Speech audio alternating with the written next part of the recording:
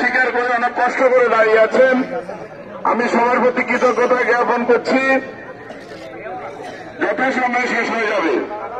আর যারা দূর দূরান্ত থেকে মেহমান এসেছেন তাদের জন্য সামান্য ডাল ভাতের ব্যবস্থা আছে, আপনাদেরকে অনুরোধ করছি খেয়ে যাবেন। আসসালামু আলাইকুম রহমতুল্লাহ বারাকাতু।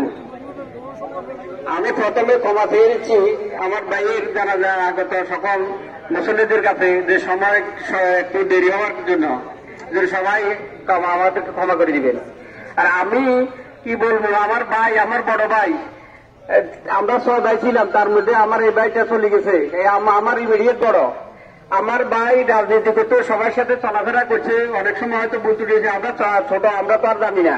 দেখ, আমার ভাই যদি কোনো ভুল ত্রুটি করে থাকে আপনারা সবাই আমার ভাইকে মাফ করে দিবেন। আর আমার ভাই রাজনীতি করছে, ঠিক আছে, ব্যবসা করছে, কিন্তু উনি আমি সাধারণ একটা দোকান করি, আমার ছেলে উনি একদম নিম্নমানের চলাফেরা। আমার ভাইয়ের 3টা সন্তান, একদম ছোট, উনি ওদের জন্য কিছুই রাখি যায় না। তো আপনারা যারা আছেন, আমি অনেকের নাম জানি না, আপনারা আমার বাইরে পরিবার দিকে একটু খেয়াল রাখবেন। আমরা তো রাখবোই, এই বলি আমি আমার শক্তিতে আমার ভাইয়ের প্রতি আপনারা কারো যদি লেনদেন বা কোনো মনে কষ্ট থাকে আপনারা দয়া করে মাফ করে দিবেন, মাফ করে দিবেন। এবার আমার ভাই যদি কারো কাছে টাকা টুকা পায়, কষ্ট করে আমার ভাইয়ের ছেলে মেয়েদের দিকে টাকা, আপনারা টাকাগুলো দিয়ে দিবেন।